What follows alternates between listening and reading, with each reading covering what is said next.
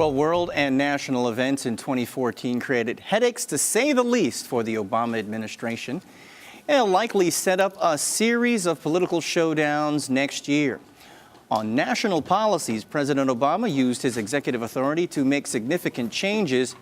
Meanwhile, low voter turnout, midterm elections caused the sweeping of Republican lawmakers into full control of both houses of Congress. The GOP says they'll continue to challenge President Obama through 2015. Joining us for the possible outlook on what's to happen, our political strategist Andre Richardson. Also here in the studio is adjunct professor Davis Casavis, who's the author of The Thomas Carroll Affair.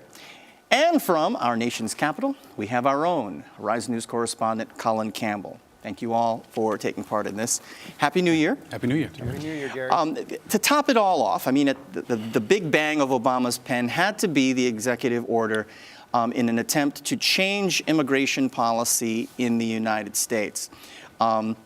It was met with immediate resistance. What it effectively would do is grant 6 million undocumented workers delayed deportation status. He said he would send more troops or more security officers to the border, and then he would work to expel more criminals from the border, from the United States, yes, who are here illegally. Colin, I want to go with you. What kind of capital, or what did this cost the president, just making this announcement after 6 years not being able to get any legislation, any bipartisan legislation through Congress on this issue?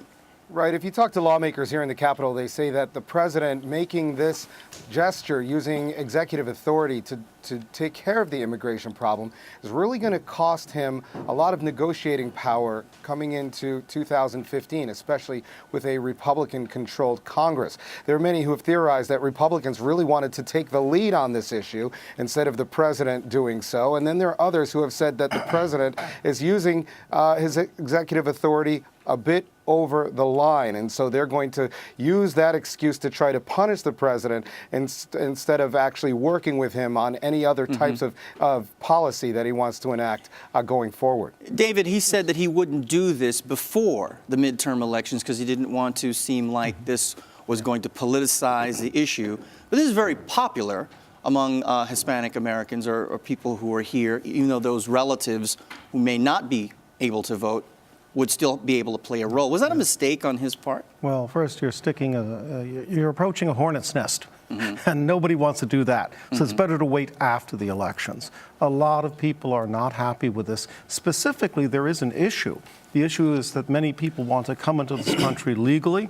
They waited online, and people in this country are thought to have jumped the line, and now they're being rewarded. That's a very tough hurdle to get over. What's the end point for this, Andre? Because it seems like the Supreme Court has already addressed portions of this executive order. Right. Where's this all going to end up? Well, I think what we're going to see, we've seen the executive action. We're going to keep families together. And what we're basically seeing with this and other issues is it's a prelude to the presidential election in 2016. President Obama obviously cannot run again, but he is setting it up for the next Democratic nominee. So does it become a lift or a burden for whoever that's going to be, whoever the would-be Democratic candidates are going to be? Well, I would say this, it's absolutely a lift, because in 2016, we're going to see black folks not turn out in record numbers like they did for Obama. One, because there's not a black president, and two, with Latinos being the largest voting bloc and the fastest growing, we're going to have to rely on their support, and obviously right now Republicans are losing that base as well. Speaking of which, that segues us to the next piece of this, Republican control of Congress. We've already seen a split Congress grind things to a halt. Yes. Right. What can we expect now, Andre? I'm going to just pick it up with you. Well, I mean, here's the thing. President Obama has shown that he's far from, capitulating to a Republican-controlled Congress. He's not sticking with the stigma of being a lame duck president. He's done a lot of aggressive actions in the last year, and we're going to continue to see that. Now, the Republicans just have to do one thing. Okay, right now they're the least productive Congress in the history of this country. They've only passed 235 bills. So now it's their turn to govern, and I look forward to seeing what they're actually going to do.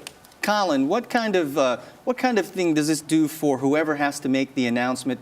We saw a lot of we saw a lot of congressional and gubernatorial candidates try to distance themselves from Obama policy and the Obama sparkle. Are you going to see that among the would-be Democratic candidates for 2016, do you think? I don't think so. I think that you're going to see a more of a unified party coming behind the president, especially with a Republican-controlled Congress going in.